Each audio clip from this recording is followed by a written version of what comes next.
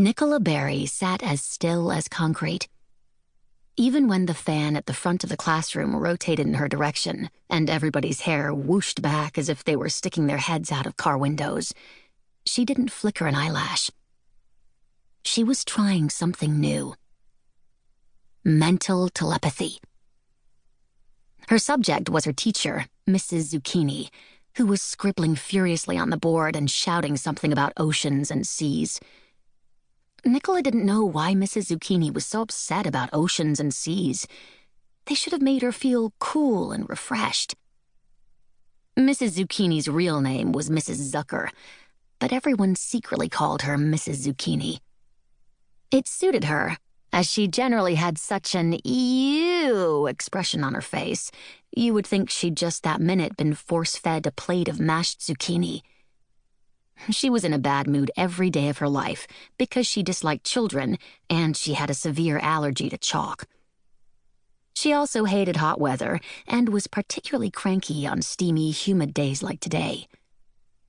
Once, Nicola had written her an anonymous note. Dear Mrs. Zucker, I am writing to suggest other careers that might make you feel happier and less stressed. Possible interesting jobs include 1. Jail warden, in an air-conditioned jail. 2. Dog trainer, of big snarly dogs who need to be yelled at. 3. Any job in a cold, snowy country without chalk or children. Yours sincerely, a most concerned student.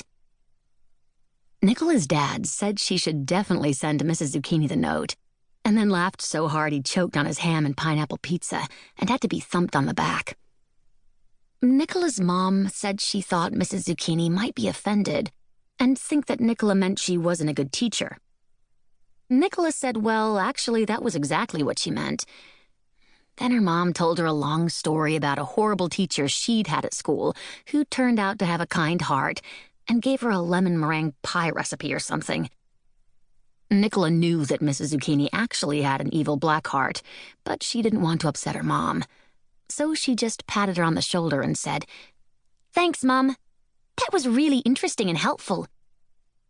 Yesterday, Nicola's older brother, Sean, had told her that whenever he didn't want to be picked by his teacher to answer a question in class, he just used mental telepathy. He said this was absolutely 100% true, and that he would do a lie detector test if she wanted. Nicola said she didn't have a lie detector handy, and Sean said that was her problem and did a somersault in midair. They were on the trampoline in their backyard at the time. Nicola was pretty sure that Sean was making it up, but it was worth a try. She was hoping to learn mental telepathy before her birthday, which was December 1st, just 3 days away. It would be so impressive. After everybody sang happy birthday and she blew out the candles, she would do a demonstration of her amazing new skills. Everyone would be astonished. Last year's birthday had been a little dull, to be honest, and she wanted to make this one especially memorable. After all, if Sean could do mental telepathy, she could too. What is the name of this sea right here? Hollered Mrs. Zucchini, as if they were all a million miles away instead of sitting right in front of her. She banged the chalk next to the squiggly map she'd drawn on the blackboard. A few people put up their hands, but Mrs. Zucchini ignored them.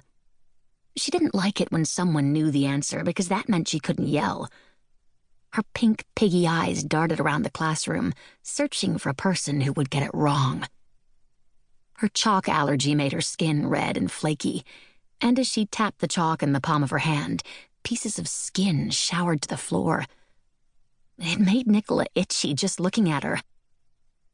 Every single one of you should know the name of this sea. Nicola's eardrums throbbed. I said it just 5 minutes ago. If you don't know, then you're not listening. Nicola did not know the name of the sea.